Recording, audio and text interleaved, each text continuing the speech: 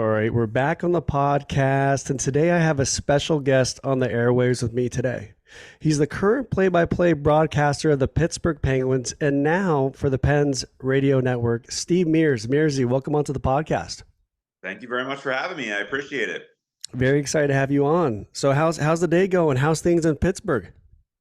Oh, it's in the aftermath of a tough loss on opening night. Luckily, there's still 81 more to go. It's very, very early in the season.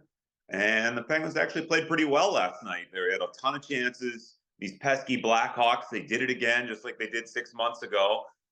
Peter Mrazek did it again, exact same save total that he made 6 months ago, 38 saves. And they played a good game, but the Penguins just couldn't convert on some chances. They were a little loose defensively and gave up a couple of breaks, going the other way, made it a little too easy on the Blackhawks, just like entries into the offensive zone and to be able to create scoring chances. So there were definitely some learning lessons out of that opening game. But overall, I think there were some things to like, and we have to recognize that it's early and there are a lot of new faces that are just trying to get in sync and build some chemistry with one another and with Mike Sullivan. And I think just trying to get the team all on the same page is going to be the challenge in these first few weeks with so many fresh faces in there. We had 8 players make their Penguin debut last night, so it's going to take a little bit of time. The good news is they get to go right back to work on Friday in Washington. No doubt. Yeah. And you got 81 more, so we're okay. Right. I want to get into the game a little bit, but before we do that, I would love to start with you and your journey. I think you have an inspiring story. And I'd love to learn about just your upbringing. You grew up in Pennsylvania. I would assume that you were a Pens fan growing up. What got you inspired into being a broadcaster and to moving your way up to what you're doing now? Yeah, big time Penguin fan. And that was the generation in the early 90s. I was a part of that generation that just got hooked on hockey. For so long in this area, it was Steelers football and Pirates baseball. And then when Mario Lemieux came around in the 80s, and then they ultimately won the Stanley Cup back to back in 91 and 92, that's what got everybody of my age hooked on the sport of hockey. We wanted to play it. We wanted to have the posters and the hockey cards and the jerseys and all the same equipment as Mario and Yager and Ron Francis and Kevin Stevens and Paul Coffey and Larry Murphy and Tom Barrasso. So just because of that generation, got hooked on hockey. And at the same time, we had the greatest play-by-play announcer in Mike Lang, who's my hero and my mentor and idol. So really, I just wanted to be like him and just wanted to take the steps necessary to do this for a living. And I'm lucky that it's worked out. Been very fortunate, had a bunch of really fun stops along the way, whether it was college or minor league hockey or working for the New York Islanders or working for NHL Network. I've had a bunch of stops. Last night started my 18th year in the NHL in various jobs with various teams and entities. So very, very fortunate. And every day is a privilege. It's just, you're so fortunate just to get to work in the greatest league in the world for a tremendous organization like the Pittsburgh Penguins, and to be at that event and to describe the action on the airwaves on the Penguins radio network. Historic game, Connor Bedard, first NHL game, Erik Karlsson's Penguin debut. It was exhilarating, and that's why I love doing the games. And under any circumstance, it's just an honor to be there at the arena. And as I always say, to get in for free. It's amazing, yeah, to get paid for, living out your dream. I mean, not many people can say that. And that's when I started this podcast, I wanted to bring on people who have inspiring stories, people going after their dreams. And you're a great example of that. And you're very good at what you do.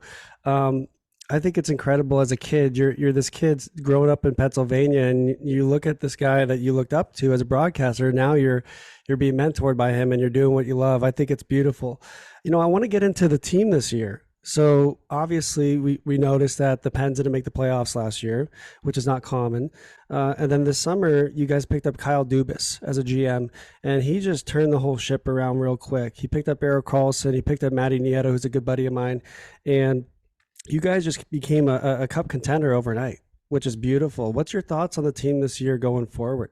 Yeah, very impressed with Kyle Dubas and what he's done in a relatively short amount of time to revamp this roster, which needed a facelift. I mean, you look at that where things were at the end of last year, it just got stale, not enough depth scoring, not enough supporting cast around the superstars who did their part last year. Crosby, Malkin, and Letang were all excellent.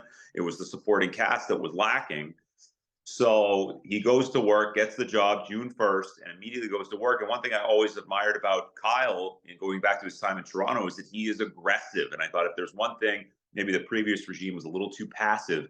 And it's almost like investing in the stock market. If you have a stock loser, there's no point in keeping it and just continuing to lose money. Make a change, make a trade and get rid of those loser stock investments and then try to get something else, and maybe you can recoup some of those losses. So I think that's kind of the philosophy that I would take if I were a general manager. I love that Dubas was very aggressive in Toronto. He's been extremely aggressive here with the Penguins in addressing certain areas. He knew the supporting cast had to be better. The bottom six forwards had to be better. The defense had to be revamped.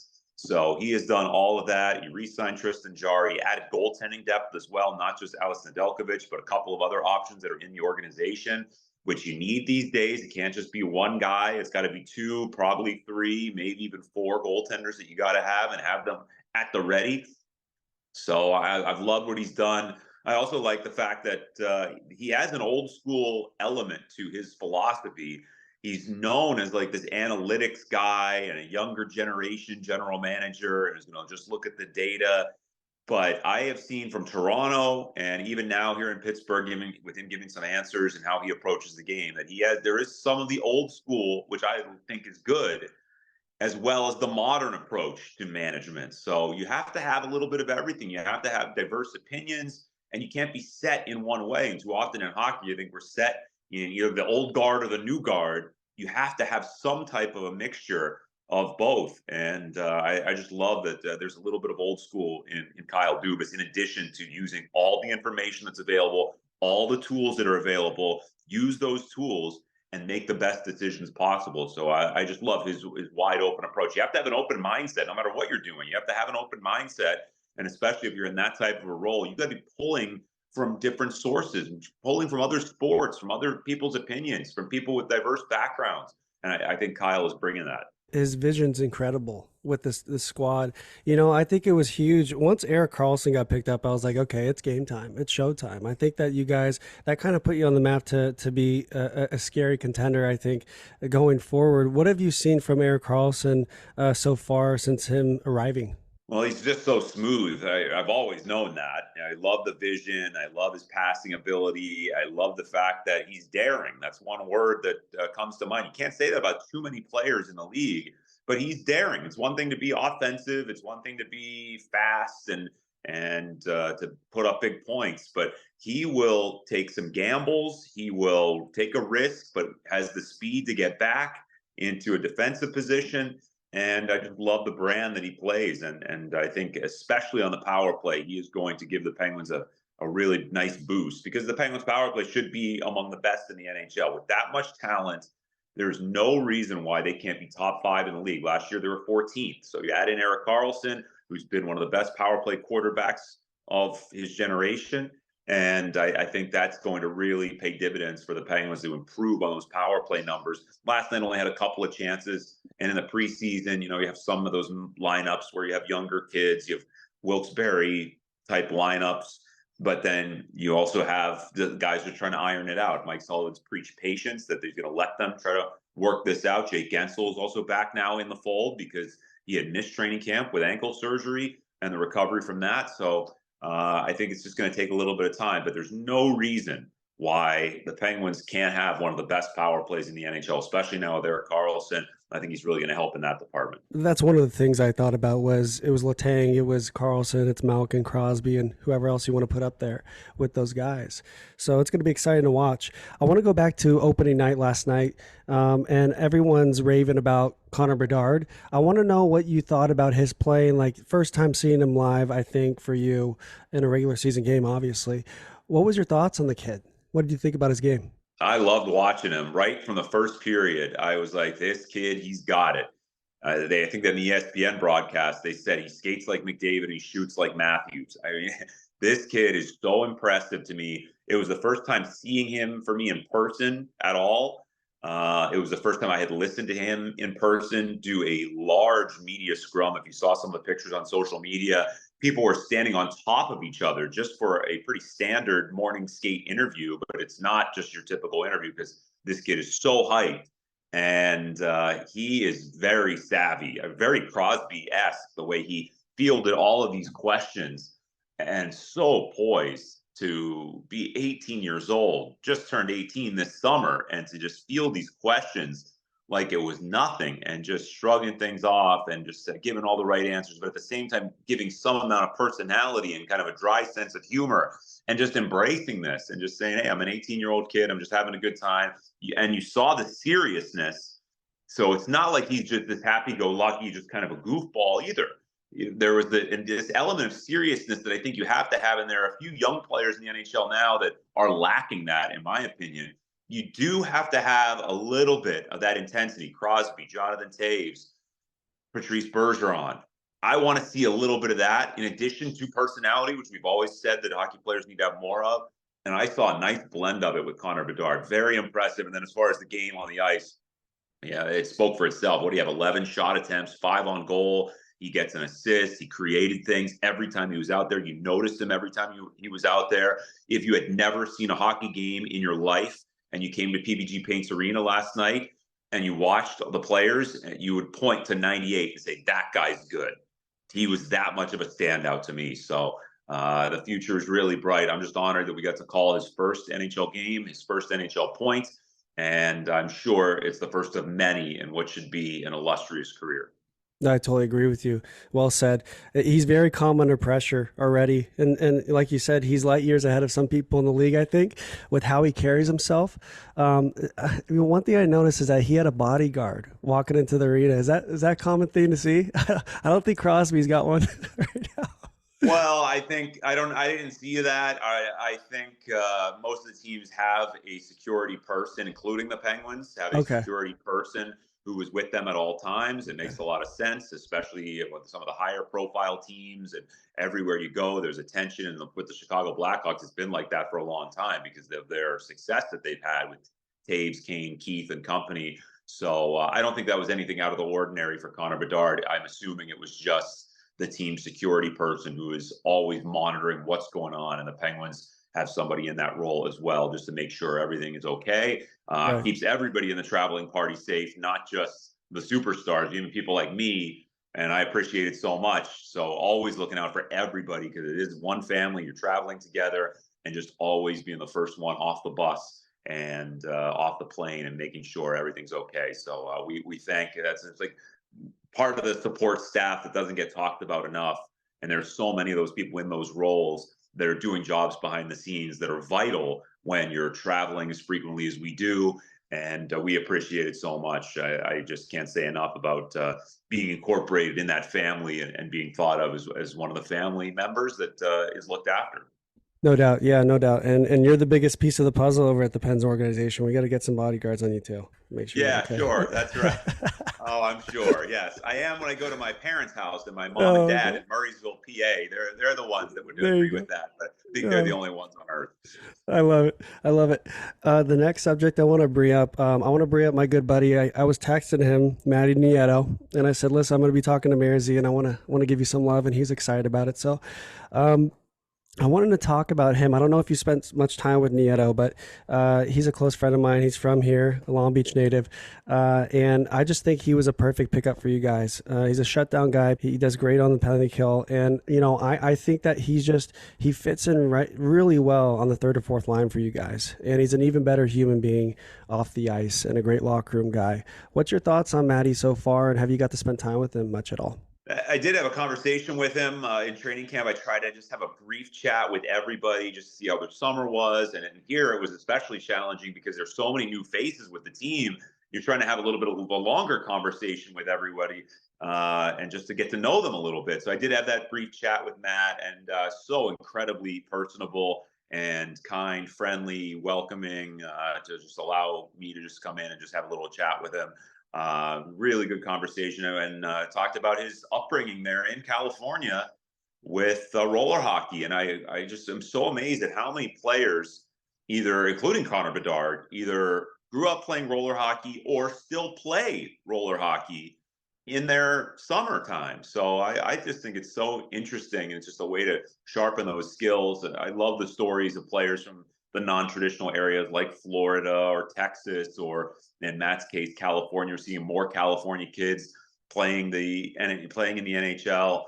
Whether they were the Gretzky generation, there's some type of fingerprints tracing back to Wayne Gretzky going to the LA Kings in some way.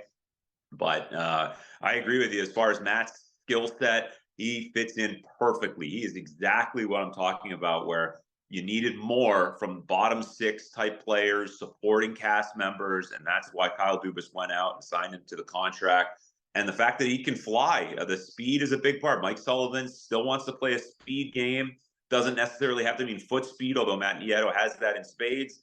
It's just they want to play a fast tempo. You have to in today's NHL. You have to play a fast style, and Matt Nieto brings that as one of the fastest Penguins now. So I know Mike Sullivan loved that. That's certainly going to endear him to get some more minutes, and hopefully we see him have a career year this year. But we just welcome him here to Pittsburgh. Seems like a wonderful, wonderful guy, and I'm looking forward to getting to know him a little bit better, especially as we get on the road starting tomorrow, going to Washington, and that's where you really get to learn these guys, what they're all about, and maybe spend a little bit of time away from the rink and just seeing them in the hotel or on the plane, wherever it might be. So I'm looking forward to getting to know him, and he's obviously had a tremendous career with his time in Colorado and San Jose. So we're lucky to have him here in Pittsburgh, and can't wait to see him and his game incorporated here with this Penguin style. No doubt. And honestly, like there's not a lot of players from Cali that make it full time in the NHL, I think, and he's been that example for a lot of guys coming out of California. So it's been exciting for him to be able to have this long career as a vet now.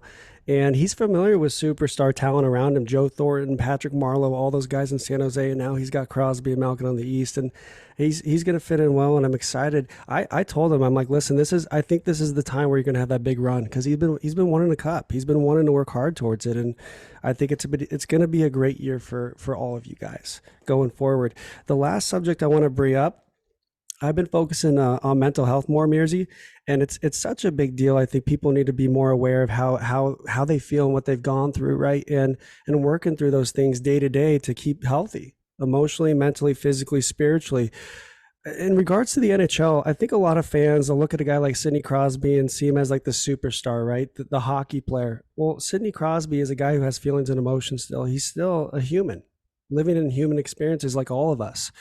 Do you think that the NHL should focus more on mental health? Are they doing enough with it? I wanted to see your thoughts on that, if it's something that could be focused on more. I think the league has taken tremendous strides in this. I think society has taken tremendous strides on this topic, but the NHL in particular, we just had a player, Sam Poulin, Penguins' first round pick, who made his NHL debut last year in Calgary. It was one of the great stories, and he was eventually sent down to Wilkes-Barre. Still very young, he was just getting his feet wet in the NHL and then in his pro hockey career.